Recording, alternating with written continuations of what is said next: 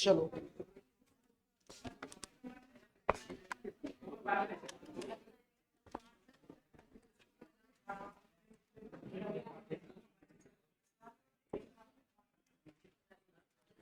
आज हम लोग को ना चुंबकत्व के बारे में, कौन सा चुंबकत्व? भू चुंबकत्व है ना, लिखे तो मैंने कल वो बता दिया था ना आपको, स्थितिज ऊर्जा नहीं, बलाघूर्ण। ओए, द्विध्रुव का बलाघूर्ण क्या था? जल्दी बोलो। टाउ बराबर, बोलो बोलो, एम बी साइन थीटा। नहीं किए? अच्छा, यहां ये नहीं किए थे? चलो फिर इससे पहले वो सुनो सुनो, चुंबकीय विभव और चुंबकीय क्षेत्र अक्षीय निरक्षीय कर लिए थे। चलिए फिर यही लिखिए, तब लिखो तो फिर अगला हेडिंग डालो। बल जीरो पढ़े थे, लिखो एक समान चुंबकीय क्षेत्र में, एक समान चुंबकीय क्षेत्र में,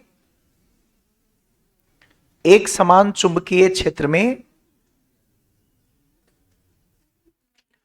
एक समान चुंबकीय क्षेत्र में चुंबकीय द्विध्रुव पर बलाघूर्ण। एक समान चुंबकीय क्षेत्र में, एक समान चुंबकीय क्षेत्र में चुंबकीय द्विध्रुव पर बलाघूर्ण। अच्छी बताओ, बल कितना होता है? एक समान चुंबकीय क्षेत्र में द्विध्रुव पर बल कितना था? 0। अगर असमान हो तब 0। चलिए देखिए, तो इसको भी कुछ नहीं करना है, बस आपको फॉर्मूला याद रखना है, ठीक है? इसलिए मैं ज्यादा भाषा नहीं लिखवा रहा हूं, पहले मैंने लिखवाया था, ध्यान देना सब लोग। आप लोग बलाघूर्ण का सूत्र जानते हो? मान लीजिए कि एक छड़ चुंबक है, देखिए ध्यान से, ऐसा ध्यान दो। मान लो इधर है -m और इधर है +m, इधर की लंबाई l और नीचे की भी, टोटल कितना हो गया? और ये जो एंगल बन रहा है उस एंगल को कितना मान लीजिए, और ये है चुंबकीय क्षेत्र। पहले तो आप सब फॉर्मूला याद करो, इसके बलाघूर्ण का फॉर्मूला क्या होता है? एम बी साइन थीटा, या फिर आप इसी को कहोगे एम वेक्टर क्रॉस। सबसे पहले तो ये फॉर्मूला आपको याद होना चाहिए। सबको याद है? कैसे निकलता है मैं बताता हूं, लेकिन आपको बोर्ड के लिए सिर्फ फॉर्मूला याद रखना है, ठीक? सुनो, आप मुझे बताओ बलाघूर्ण का सूत्र क्या होता है?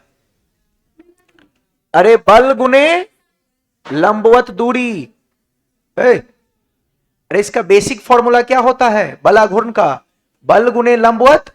सुनना, कल ही बताए थे, क्या प्लस वाले पर बल आगे लगेगा? कितना? अरे F बराबर जैसे होता था QE, वैसे यहां पे होता है MB। नहीं याद है? और -m है ये, तो -m पे बल किधर लगेगा? पीछे। -m पे जो बल लगेगा वो पीछे की ओर लगेगा। क्या इसका मान भी सेम रहेगा? तो ये बल भी हो गया आपका MB और ये बल भी हो गया आपका। देखो कितना इजी है।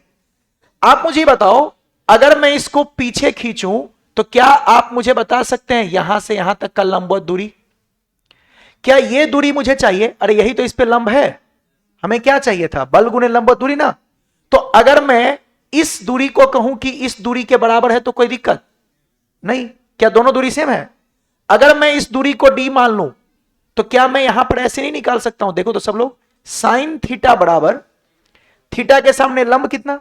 इस त्रिभुज को देखो, अरे इस त्रिभुज में देखो ना कितना है, d अपॉन ये 90 के सामने ये हाइपोटेनस का लंबाई कितना है, l, तो ये हो जाएगा d बाई, तो बोलिए यहां पर d कितना निकला?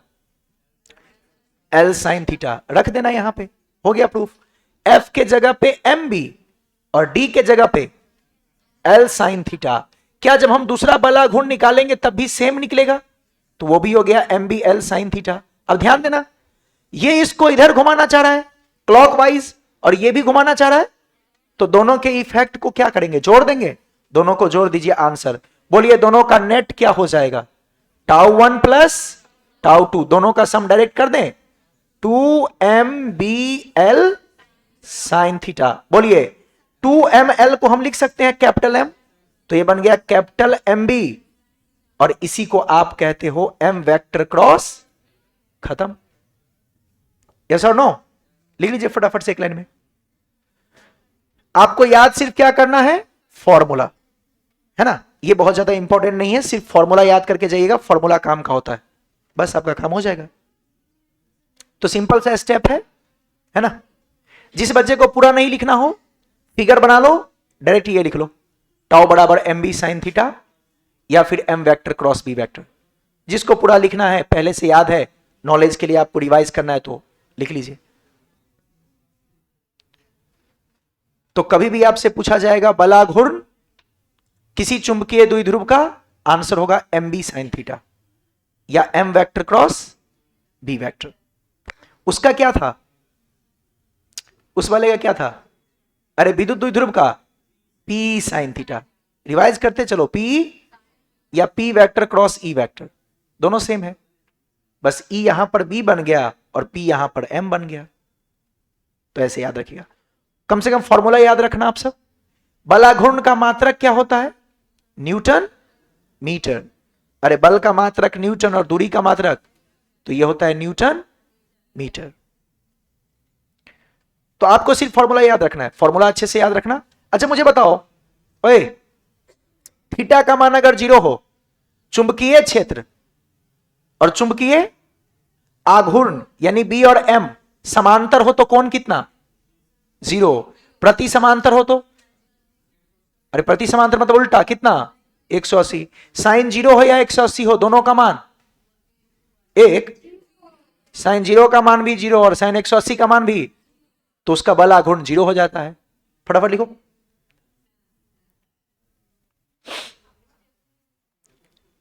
पूछा जाता है समांतर प्रति समांतर हो अगर बी और एम, तो बताइए कितना बल आघूर्ण लगेगा। जब लंबवत हो तब कितना लगेगा, सबसे कम किस कोण पर लगेगा, सबसे अधिक किस कोण पर लगेगा, बस।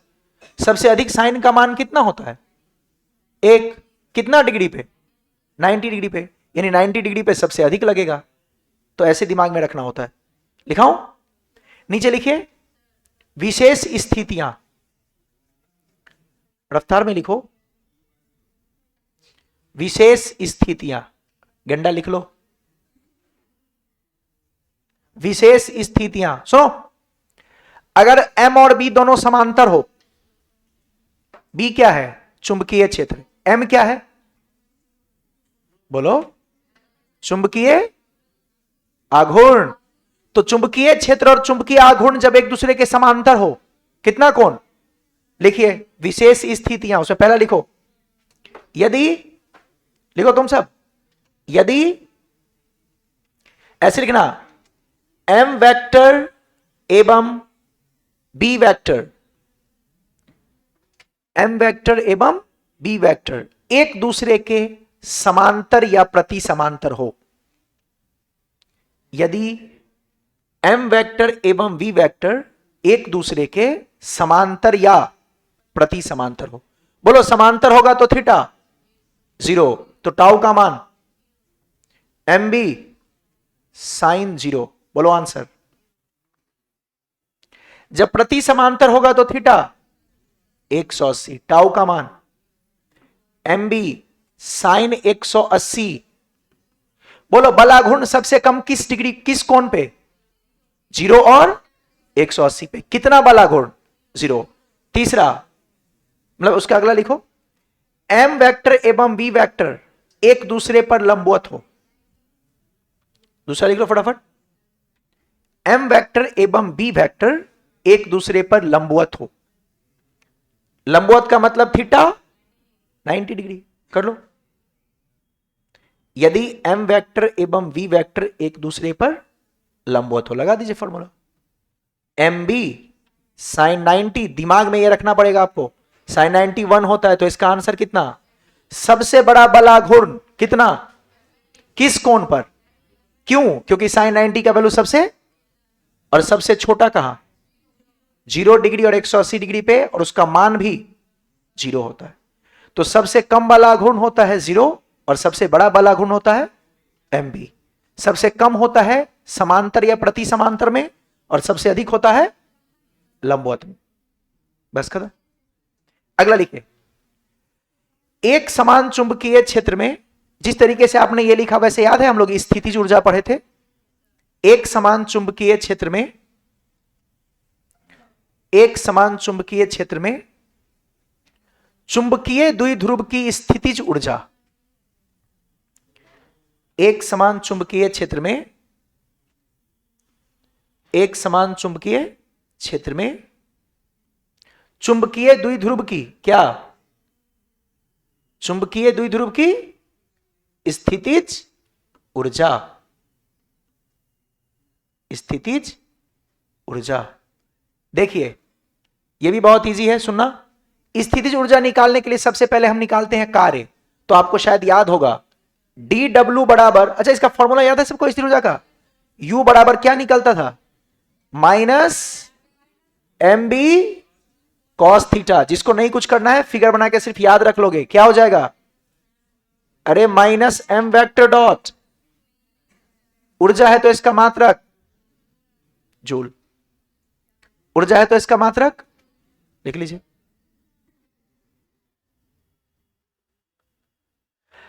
कैसे निकालते हैं पता है आपको? डी डब्ल्यू बराबर टाउ इंटू, ऐसे करते थे याद है? अरे जैसे निकालते हो ना कार्य बराबर एफ एस कॉस थीटा, वैसे ही होता है T D theta into cos theta. Cos theta का वैल्यू कितना आता था? 180। बोलो यहां पर टाउ का मान कितना? एम बी साइन थीटा और साथ में डी थीटा, और ये माइनस में है। इसका समाकलन करते थे तो डी डब्ल्यू क्या बन जाता था? माइनस एम बी, देखो सब लोग, साइन थीटा का समाकलन, कॉस नहीं माइनस कॉस थीटा। तो ये कार्य होता था एम बी, थीटा कहां से कहां तक? थीटा 1 से, तो ये बनता था M B cos theta 2 minus, ऐसे लेते थे ना, यस और नो?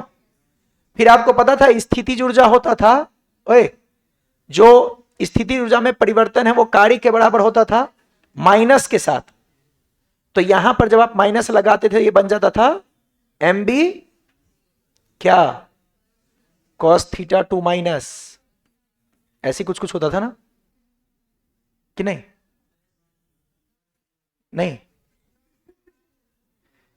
यस और नो? अब सुनना, यू डेल्टा यू क्या होता है? You final minus you initial बराबर माइनस एम बी, ये बन गया cos theta 2 minus cos theta 1। सुनना, अगर मैं कहूं कि इनिशियल जीरो है, इनिशियल जीरो है तो ऊर्जा जीरो कब हो सकता है? जब कॉस का मान कितना हो? 90।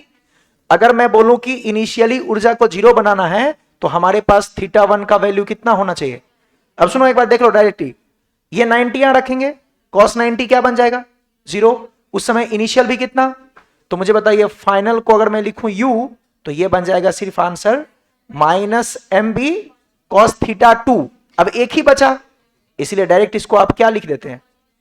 कॉस थीटा 2 लिख दो, या आप देखोगे तो लिखा हुआ मिलेगा एम बी ऐसे, और इसी को हम कहते हैं M vector dot B vector. But आपको इतना करने की जरूरत, आप सिर्फ फॉर्मूला याद रखिएगा ये वाला, आपके बोर्ड के लिए सिर्फ इतना ही काम का है।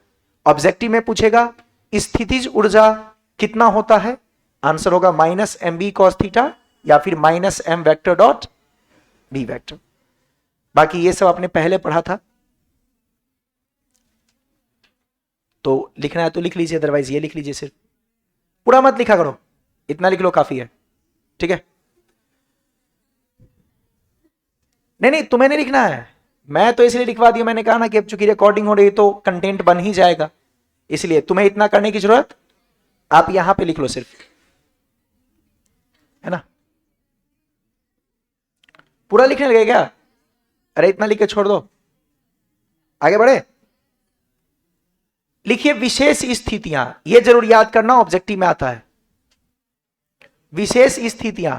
सुनो, सिर्फ फॉर्मूला याद करना है आपको, ज्यादा दिमाग लगाना। सुनो, पहला कंडीशन वही, एम वेक्टर एवं बी वेक्टर क्या हो? समांतर या प्रति समांतर। इसमें अलग लिखना पड़ेगा, लिख लो एम वेक्टर एवं वी वेक्टर एक दूसरे के समांतर हो, प्रति मत लिखना, वो अलग से करना पड़ेगा।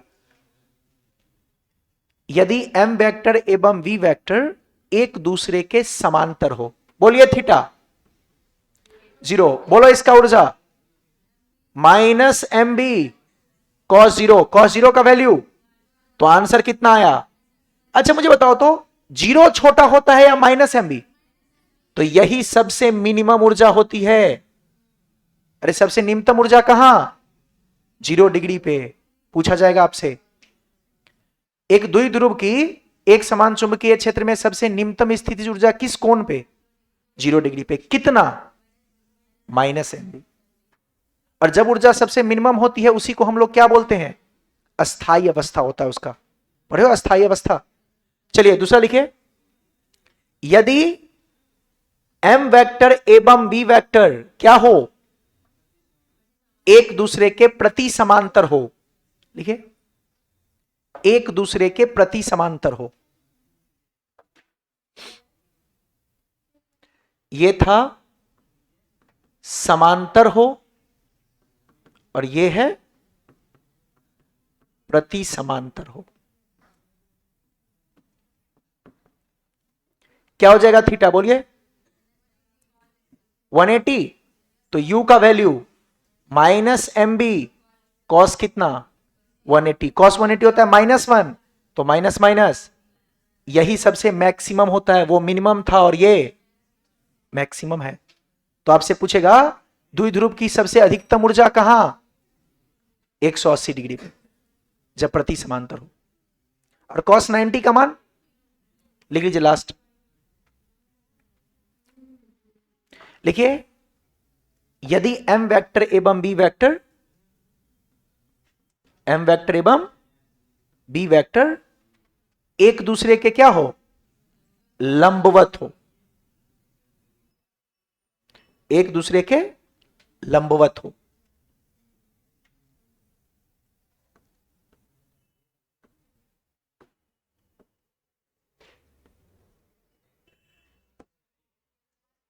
आई तो नहीं, ये क्या आ गया?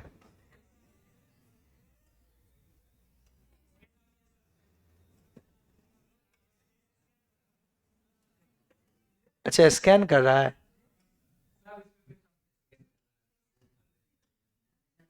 आई, हाँ आ तो गया।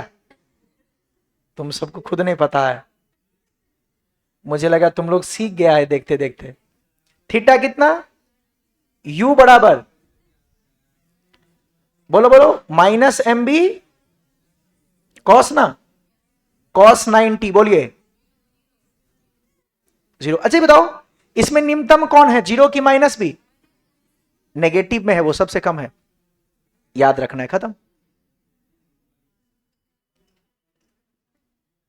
नहीं याद हुआ तुम्हें? कर लोगे खुद से? समांतर या प्रति समांतर कहेगा, समांतर के लिए 0 डिग्री, प्रति समांतर। आपसे पूछेगा सबसे कम स्थिति ऊर्जा कब? 0 डिग्री पे। कितना? -mb। और सबसे अधिकतम 180 पे। कितना? बस। और बलाघूर्ण सबसे कम कितना था? 0। और सबसे अधिक, एक चीज तुम गौर कर रहे हो, सबसे अधिक ऊर्जा भी mb है और सबसे अधिक बलाघूर्ण भी mb था। लेकिन ऊर्जा का मात्रक क्या होगा? यह सब मात्रक जूल में होगा। ठीक है, बस याद रहेगा। तो यह छोटा सा कंसेप्ट था। आगे हम लोग बढ़ते हैं। चलिए नेक्स्ट। ओए, अब आप सब फ्रेश पेज पे हेडिंग डालो। ये एक पार्ट इसका खत्म हो गया। आज छोटा सा पार्ट मुझे पढ़ाना है, उसको फटाफट खत्म कर देंगे। सब लोग लिखिए तो, भूचुंबकत्व। भूचुंबकत्व, भू, ओए, ये वाला जो पार्ट आपने पढ़ा वो उतना ही इंपॉर्टेंट नहीं था। इसका 2-3 परिभाषा बहुत इंपॉर्टेंट है। सब ध्यान से सुनना और याद करना। आराम से बताऊंगा। भू चुंबकत्व, ओए इसको क्या बोलते हैं? अरे भू मतलब अर्थ मैग्नेटिज्म। इसको क्या कहते हैं? अर्थ। इसका एक और नाम है टेरेस्ट्रियल। अर्थ संबंधित चीजों को क्या कहते हैं? Terrestrial magnetism. बातें नहीं, ध्यान से सुनो। पहले बताओ तो भू चुंबकत्व क्या होगा? हम इसमें किसके चुंबकीय क्षेत्र के बारे में अध्ययन करेंगे? पृथ्वी। नाम से स्पष्ट है, भू का मतलब भूमि, अरे भूमि मतलब पृथ्वी, और चुंबकत्व मतलब क्या? उसका चुंबकीय गुण। यस और नो? तो इसका मतलब इसमें हम पढ़ने वाले हैं किसी पृथ्वी के चुंबकीय क्षेत्र का, जो आप अध्ययन करते हैं उसे ही कहते हैं क्या? लिख लीजिए, वह शाखा, लिख लो, वह शाखा जिसमें पृथ्वी के चुंबकीय क्षेत्र का, वह शाखा जिसमें पृथ्वी के चुंबकीय क्षेत्र का, वह शाखा जिसमें पृथ्वी के चुंबकीय क्षेत्र का अध्ययन किया जाता है। पृथ्वी के चुंबकीय क्षेत्र का अध्ययन किया जाता है, अध्ययन किया जाता है, भू चुंबकत्व कहलाता है। सिंपल, भूमि से संबंधित जो चुंबकत्व गुण है ना, या उसकी जो टर्म्स हैं, इन चीजों का जो अध्ययन करते हैं हम, वो कहलाता है क्या? अर्थ मैग्नेटिज्म या टेरेस्ट्रियल मैग्नेटिज्म। चलेगा? अब सुनो मेरी बात, ज्यादा कुछ इसमें नहीं बताऊंगा, आप लोग जानते हो क्या? छोड़ो, थोड़ा सा सुना देता हूं कहानी। कैसे पुष्टि किया गया था कि पृथ्वी का भी चुंबकीय प्रभाव है? जानते हो? सुनो, आप सब जानते हो, बस एक बार याद दिलाता हूं, सुनना। अगर किसी छड़ चुंबक को लो, अरे कोई भी चुंबक ले लो, क्या ले लो, और चुंबक आपको पता है नॉर्थ साउथ है, चुंबक को तुम किसी भी दिशा में रख दो, उसको स्वतंत्रता पूर्वक लटका के आप किसी भी दिशा में रख दो, तो बचपन में सुना होगा वो अपने आप घूम जाता है और कहां पहुंच जाता है? नॉर्थ और साउथ के डायरेक्शन में, यानी उत्तर और दक्षिण दिशा में चला जाता है। यस और नो? ये मुझे बताओ, मान लो तुमने उसको पूरा पश्चिम में रखा था, अगर तुमने पूरा पश्चिम में रखा था तो वो उत्तर दक्षिण में कैसे घूम गया होगा? अभी बताता हूं। किसी भी चीज को घूमने के लिए क्या लगना चाहिए? बलाघूर्ण, अभी पढ़े। और चुंबक के बलाघूर्ण का सूत्र होता है mb sin थीटा। चुंबक है मतलब m है, अरे चुंबक है मतलब चुंबकीय आघूर्ण है। लेकिन क्या आप मुझे बताओ, किसी चीज को घुमाने के लिए मुझे क्या क्या चाहिए? mb sin theta. m का मतलब हो गया चुंबकीय आघूर्ण, वो तो चुंबक है तो चुंबकीय आघूर्ण है। और क्या मुझे चाहिए? चुंबकीय क्षेत्र। ये चुंबकीय क्षेत्र तभी आएगी ना जब कोई चुंबक उपस्थित होगा। तो यहां पर कोई चुंबक उपस्थित नहीं है, लेकिन तब भी आप देख रहे हैं कि आपका जो चुंबक है वो नॉर्थ साउथ दिशा में अपने आप घूम जा रहा है। इसका मतलब इस चुंबक पर कोई बाहरी प्रभाव काम कर रहा है, और वो बाहरी प्रभाव काम कर रहा था तो कौन पाया गया या किसकी पुष्टि की गई कि कौन सा चीज है? पृथ्वी का चुंबकीय क्षेत्र है। अरे चुंबकीय क्षेत्र चाहिए ना, तो ये चुंबकीय क्षेत्र हमें कौन देगा? यहां पर ये चुंबकीय क्षेत्र कहां से मिला? पृथ्वी से। किसे मिला? इसीलिए जब आप किसी छड़ चुंबक को या किसी चुंबक को जब आप स्वतंत्रता पूर्वक लटकाते हैं तो उस पे क्या काम करता है? बलाघूर्ण। और बलाघूर्ण की वजह से वो घूमना शुरू करता है, और घूम के किस दिशा में चला जाता है? नॉर्थ। और किसके चुंबकीय क्षेत्र के प्रभाव की वजह से? पृथ्वी के। पढ़े थे ना आप, ये तो 9th में पढ़े होंगे यार, ऐसा कहानी पढ़े थे। तो स्वतंत्रता पूर्वक लटकाए गए चुंबक सदैव किस दिशा में घूम जाती है? नॉर्थ साउथ की दिशा में घूम जाती है। यह पुष्टि मिला। और क्या पुष्टि मिला? आपको बताऊं एक छोटा सा चीज, जैसे लोहे का कोई छड़ है या लोहे का कोई ऑब्जेक्ट है, ठीक है, उसको आप पृथ्वी तल के अंदर गाड़ दो। पृथ्वी तल में क्या करो? पृथ्वी तल में गाड़ने के बाद कुछ समय बाद उसमें किसके गुण आ जाते हैं? चुंबक के। कैसे हुआ? यह गुण कहां से उसको मिला? पृथ्वी से। ऐसा देखा गया कि जब आप किसी छड़ के टुकड़ों को क्या करते हो? पृथ्वी तल में गाड़ देते हैं तो उसमें चुंबक की गुण आ जाती है। यस और नो? यानी वो चुंबक जैसा बन जाता है।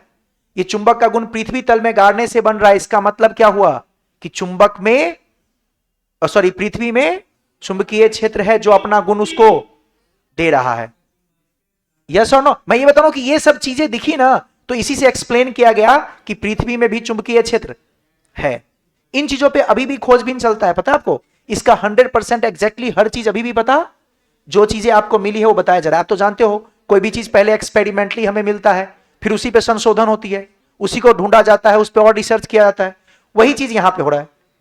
छड़ चुंबक को जब आप रखते हैं, स्वतंत्रता पूर्वक लटकाते हैं, वो सदैव घूम जा रहा है नॉर्थ साउथ दिशा में, कहां से चुंबकीय क्षेत्र मिला? सबने कहा पृथ्वी का है।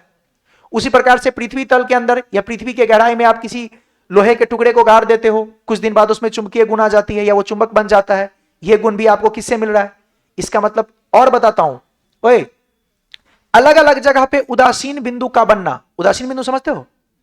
जिस जगह पे चुंबकीय क्षेत्र का परिणामी मान कितना हो? शून्य हो। उदासीन मतलब जहां चुंबकीय क्षेत्र का जो परिणाम है वो कितना दिखे? शून्य दिखे। तो कहीं कहीं पे देखा गया कि उदासीन बिंदु मिल रही है, तो उदासीन बिंदु कब मिलेगी? जब वहां पे चुंबकीय क्षेत्र का परिणामी मान क्या बने। तो इन चीजों से पता लगा कि पृथ्वी में भी चुंबकीय प्रभाव है।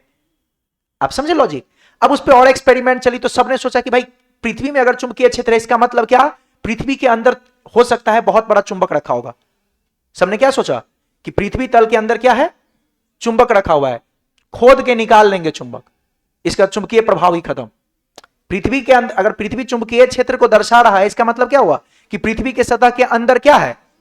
लेकिन ऐसी बात कुछ को लगा, पहले ये स्टेटमेंट भी आई कि पृथ्वी तल के अंदर छड़ चुंबक रखा हुआ है या कोई चुंबक रखा हुआ है, शक्तिशाली चुंबक रखा हुआ है, परंतु यह बात नहीं थी।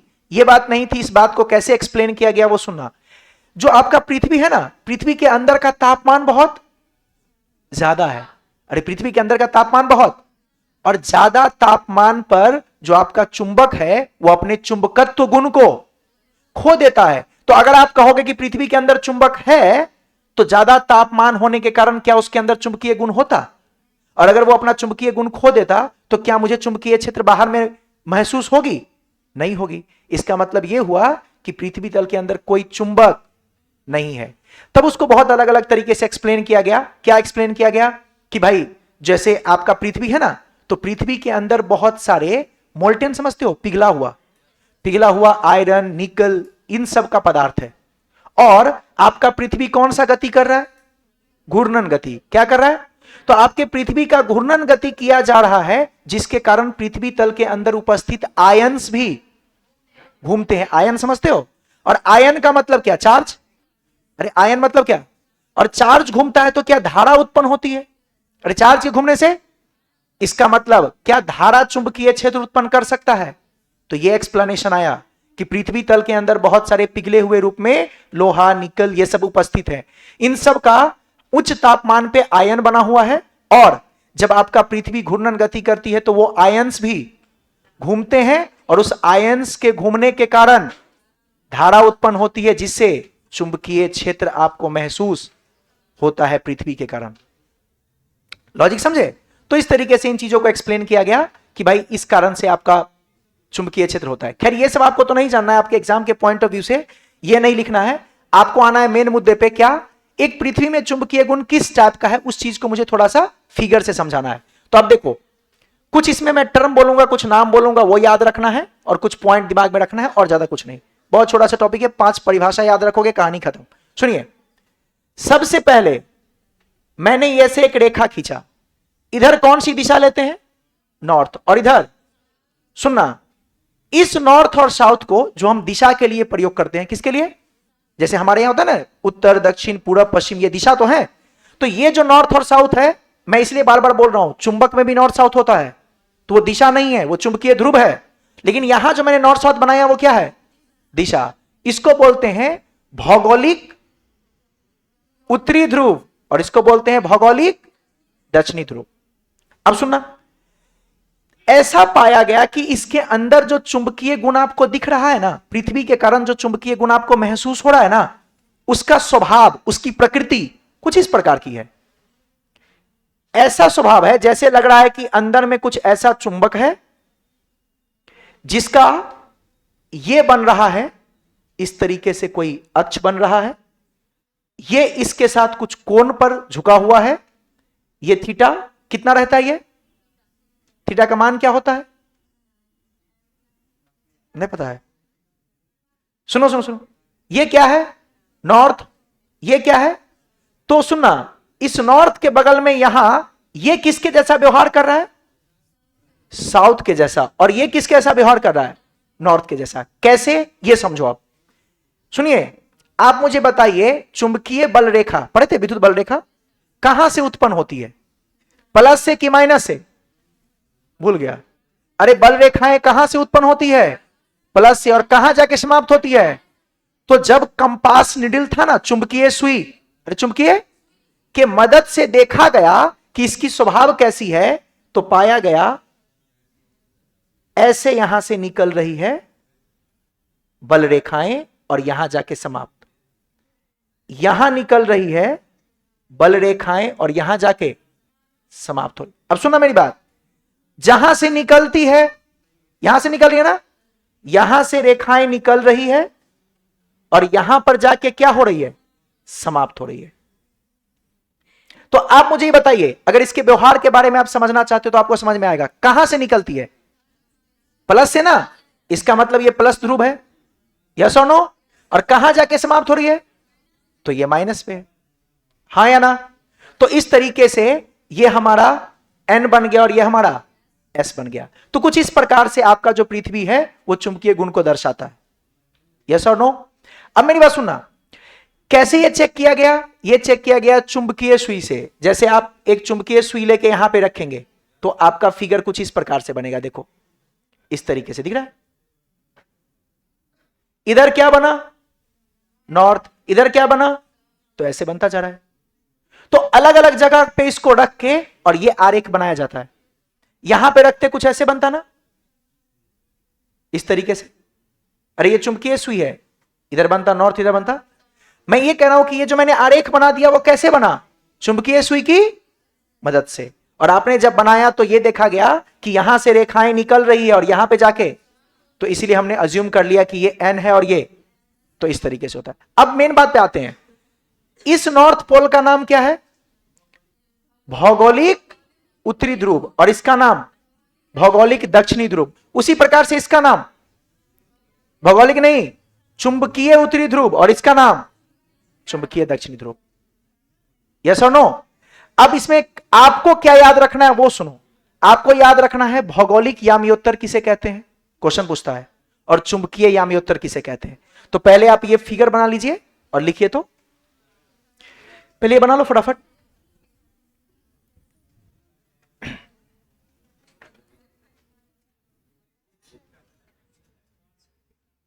बना के दिखा दो।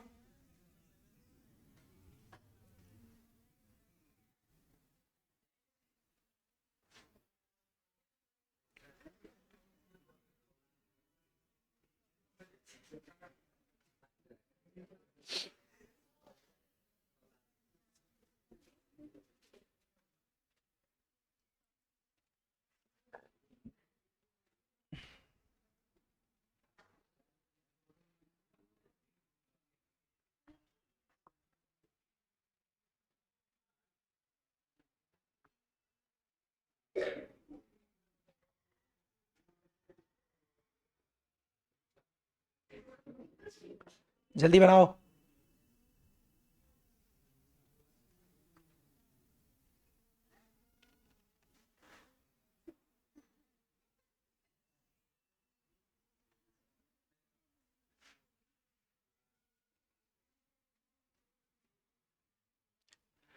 ये कौन सा अक्ष है? भौगोलिक अक्ष। ये कौन सा अक्ष है? चुंबकीय अक्ष। ओए, भौगोलिक अक्ष से गुजरने वाला तल कहलाता है भौगोलिक यामियोत्तर, और चुंबकीय अक्ष से गुजरने वाला तल, ये दोनों परिभाषा पूछा जाता है। भौगोलिक यामियोत्तर क्या है? क्लास में पढ़े तो और डिटेल में जाने थे, है ना। यहां जो आप ध्रुवता देख रहे हो, है ना, इसमें भी आपको अलग अलग चीजें समझनी होती है, बट अभी आप बेसिक कंसेप्ट सिर्फ याद रखना। यहां से रेखाएं निकल रही है और यहां जाके, तो उसके आधार पे हमने क्या मान लिया कि ये नॉर्थ है और ये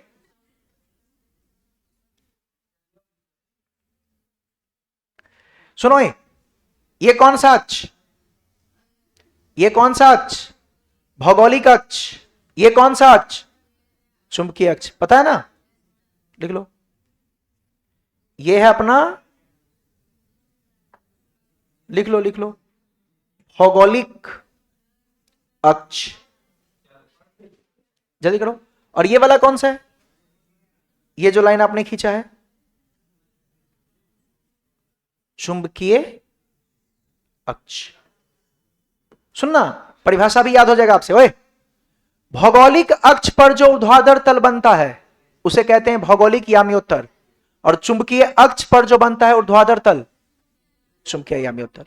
दोनों परिभाषा लिखे तो फटाफट लिखिए। भौगोलिक याम्योत्तर, दो परिभाषा सिर्फ लिख लो फटाफट। भौगोलिक याम्योत्तर, फटाफट लिखो। भौगोलिक लिख दूं क्या? भौगोलिक याम्योत्तर, भौगोलिक, पढ़े तो थे पहले, जियोग्राफिकल मेरिडियन कहते हैं इसे, भौगोलिक याम्योत्तर। और सुनो, लिखिए, किसी स्थान पर, लिखो परिभाषा, किसी स्थान पर, किसी स्थान पर पृथ्वी के भौगोलिक अक्ष, किसी स्थान पर पृथ्वी के भौगोलिक अक्ष, किसी स्थान पर पृथ्वी के भौगोलिक अक्ष से गुजरने वाली ऊर्ध्वाधर तल को, से गुजरने वाली ऊर्ध्वाधर तल को, से गुजरने वाली ऊर्ध्वाधर तल को, से गुजरने वाली ऊर्ध्वाधर तल को भौगोलिक याम्योत्तर कहते हैं। फिगर बना के दिखाना चाहेंगे तो पहले आप भौगोलिक अक्ष बना दो, भौगोलिक याम्योत्तर कहते हैं। ऐसे बना दो। पृथ्वी तल पे मान लीजिए कोई बिंदु है, यहां से हमें, यहां मैंने मिला दिया, यहां मिला दिया, फिर ऐसे ऐसे, ये क्या है अपना भौगोलिक याम्योत्तर। ये कौन सा अक्ष था? भौगोलिक अक्ष था ना। तो इससे मिलता हुआ हमने एक प्लेन बना दिया, एक तल बना दिया, तो इसे कहते हैं भौगोलिक याम्योत्तर। देखिए देखिए, भौगोलिक अक्ष है ना, तो आपने भौगोलिक अक्ष को लेते हुए एक तल बनाया, ये क्या हो गया? भौगोलिक याम्योत्तर। ऐसे लिखिए, चुंबकीय याम्योत्तर। हाँ जी, बना दीजिए।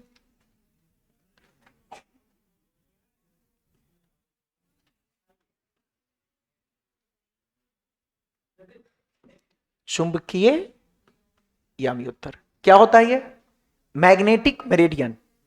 ओए, क्या होगा इसका परिभाषा? खुद बताओ।